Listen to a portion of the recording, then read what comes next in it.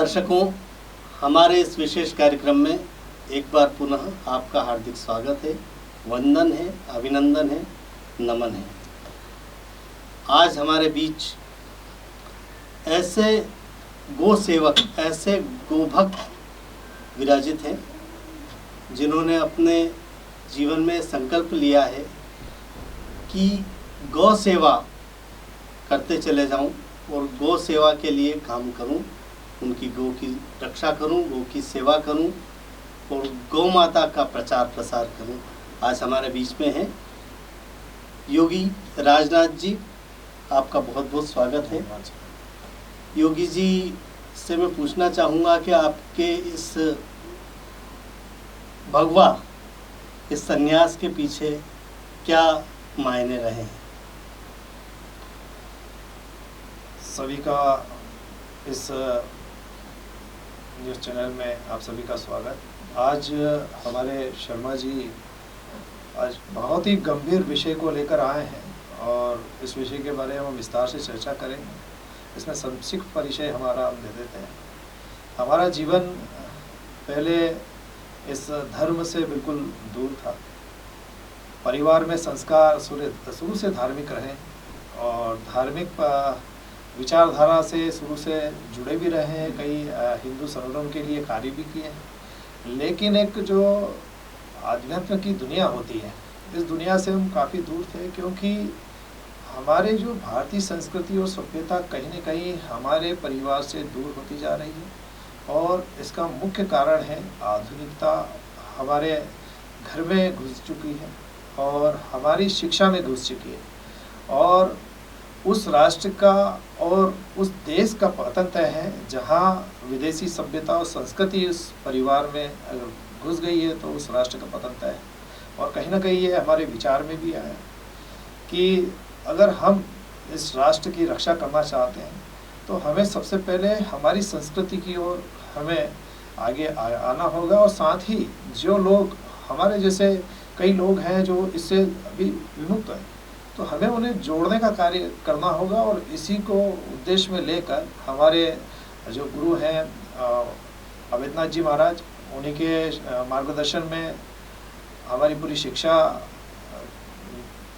आगे बढ़ी है और उन्हीं के साथ आज मैं उन्हीं की विचारधारा को लेकर आगे चल रहा हूँ।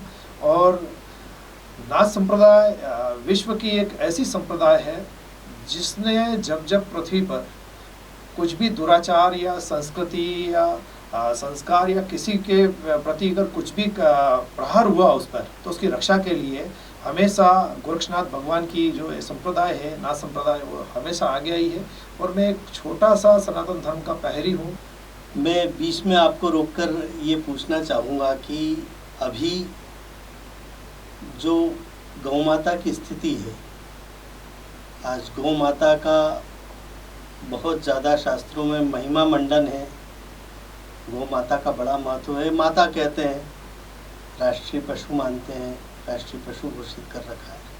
लेकिन कहीं ना कहीं ऐसा नहीं लगता है कि आज गौ माता की उपेक्षा हो रही है, जबकि इतने सारे हिंदू संगठन और इतना दावा करने वाले हिंदू संगठन हैं, लेकिन उसके बावजूद भी आज ये स्थिति आकर के कहाँ से खड़ी हो गई कि लंपी वायरस आज गौ माता के ऊपर संकट बन करके खड़ा हो चुका है। क्या कहना चाहेंगे आप?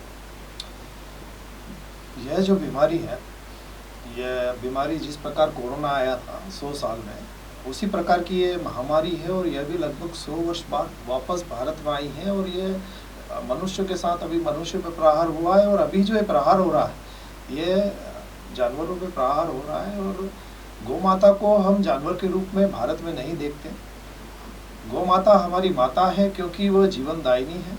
और गौ माता ही एक ऐसा पशु है जो ऑक्सीजन ग्रहण कर शुद्ध कार्बन डाइऑक्साइड ग्रहण कर ऑक्सीजन छोड़ता है। और उसके साथ साथ उसके वातावरण में जितने भी लोग उसके साथ में रहते हैं, वो कहीं ना कहीं बीमारियों को दूर करने वाला एक अमृत उनके पास, जिसको गौमूत्र या गोबर जो भी है औषधि के रूप में होती है और मनुष्य के लिए जीवनदायिनी होता है। लेकिन आज बड़ी विडंबना है कि आज हमारी गौ माता पर इतनी बड़ी विपदा टूट पड़ी है। साथ ही मैं अनुरोध करना चाहता हूँ भारत की समस्त सरकारों से, चाहे वो किसी भी पार्टी की हो, लेकिन उनका ये कर्तव्य है कि हमारी जो गौ माता है उनकी रक्षा करने का और हमारे जो संस्कृति और सभ्यता को जीवित रखने का और हमारे जो मनुष्य जीवन को जो जीवन दायिनी देने वाली गौ माता है उस माता की रक्षा करने का सभी को संकल्प लेना चाहिए। क्योंकि आज आपने राजस्थान में देखा होगा हजारों की संख्या में गौ माताओं को दफनाया जा रहा है। मध्य प्रदेश में भी ये स्थिति बन रही है। साथ में ऐसे कई 13 से 14 राज्य हो गए जहाँ महामारी फैल चुकी है और इस महामारी को रोकने के लिए सरकार को कड़े कदम उठाना चाहिए। यहाँ तक कि हमारे जो माननीय प्रधानमंत्री हैं नरेंद्र मोदी जी, उनको भी इस विषय में संज्ञान में लेकर इसके लिए टीकाकरण इसका बढ़ाना चाहिए, क्योंकि इसका टीका बन चुका है और हरियाणा और उत्तर प्रदेश में इसका बहुत ही अल्प मात्रा में इसका टीकाकरण हो रहा है। और इसका टीकाकरण जिस प्रकार कोरोना का टीकाकरण बिल्कुल जन जागृति से हुआ था, वैसी ही जन जागृति से इसका टीकाकरण गौ माता का लंपी का होना चाहिए। साथ ही इसमें बहुत सारी हमारी आयुर्वेदिक औषधियाँ हैं जिसके माध्यम से हम काफ़ी हद तक ये लंपी रोग से हमारी गौ माता की रक्षा कर सकते हैं और हमारे पशुधन को बचा सकते हैं। क्योंकि हमारा ये देश है, ये दूध का देश है, या दूध की गंगा, दूध की नदियाँ बहती है। लेकिन अगर इस प्रकार से अगर हमारे यहाँ से गौ माता का अगर बिल्कुल विलुप्त हुई तो ये हमारे लिए संकट की सभी मनुष्यों के लिए संकट की घड़ी है। और सभी मनुष्यों को आगे बढ़ चढ़कर गौ माता की रक्षा के लिए कदम उठाना चाहिए। क्योंकि हमेशा जब मनुष्य पे विपदा आई है तो गौ माता ने ही मनुष्य की रक्षा करी है प्रकृति के रूप से आपके उसको शुद्ध कर और इसके लिए बहुत सारी ऐसी औषधियाँ हैं जिसके उपयोग से हम गौ माता को बचा सकते हैं, उनके प्राण की रक्षा कर सकते हैं। ऐसी कौन सी सरल सुलभ औषधियाँ हैं, उनके बारे में आप हमारे दर्शकों को बताएं।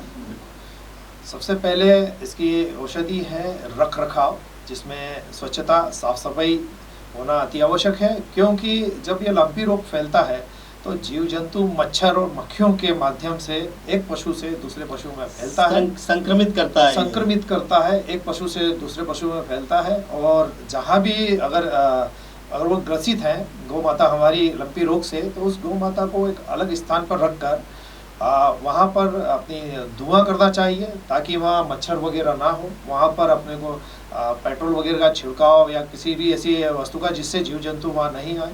इसमें एक जो इत्र आता है जिसे गोग्रास कहा जाता है, उसका भी आप छिड़काव कर काफ़ी हद तक आपके वहाँ मच्छर मक्खी नहीं आते हैं। और उससे गौ माता की हम साफ सफाई के माध्यम से उनकी रक्षा कर सकते हैं, जो बीमारी दूसरे तक ना फैले।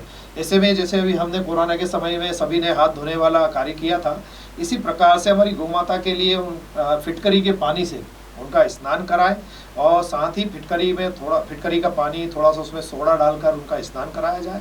और उसके बाद जब अगर उस ग्रसित हो चुकी है गौ माता तो उन्हें गठाने निकलती हैं और उसमें से फिर गठाने होकर वो फूटती हैं, उसमें से पस निकलता है, मवाद बहता है।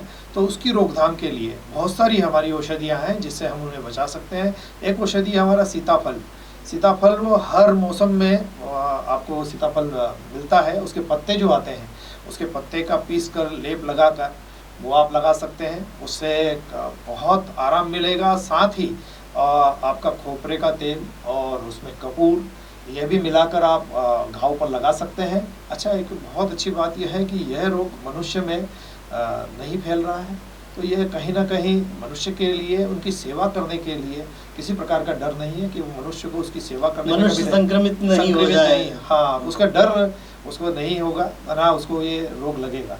इस प्रकार वो गौ माता की जो ऊपरी सेवा तो इस प्रकार से कर सकते हैं, और अंदरूनी सेवा के लिए बहुत सारी औषधियाँ हैं, वो औषधियों का उपयोग करके गौ माता को बचा सकते हैं।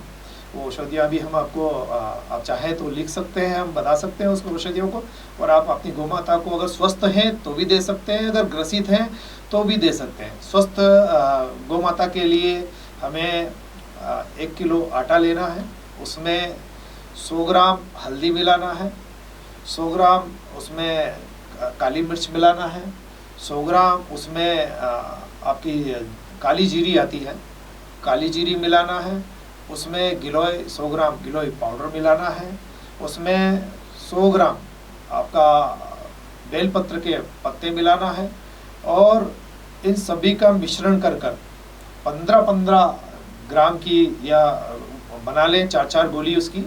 4 गोली आपको सुबह, 4 गोली दोपहर में और 4 गोली शाम को, 3 टाइम उन्हें देना है। और साथ ही आप उन्हें पीपल के पत्ते और बड़ के पत्ते और सीताफल के पत्ते और गिलोय के पत्ते, चारों पत्ते बराबर की मात्रा में मिला के उन्हें सुबह शाम दोनों टाइम खिलाना है। और इससे उनका अंदर की रोग प्रतिरोधक क्षमता बढ़ेगी, जिससे वो लंपी रोग से लड़ सकेंगे। साथ में जो हमारी जो डॉक्टर, वेटनरी डॉक्टर द्वारा जो इंजेक्शन और जो लग रहे हैं वो भी आपको करवाना है।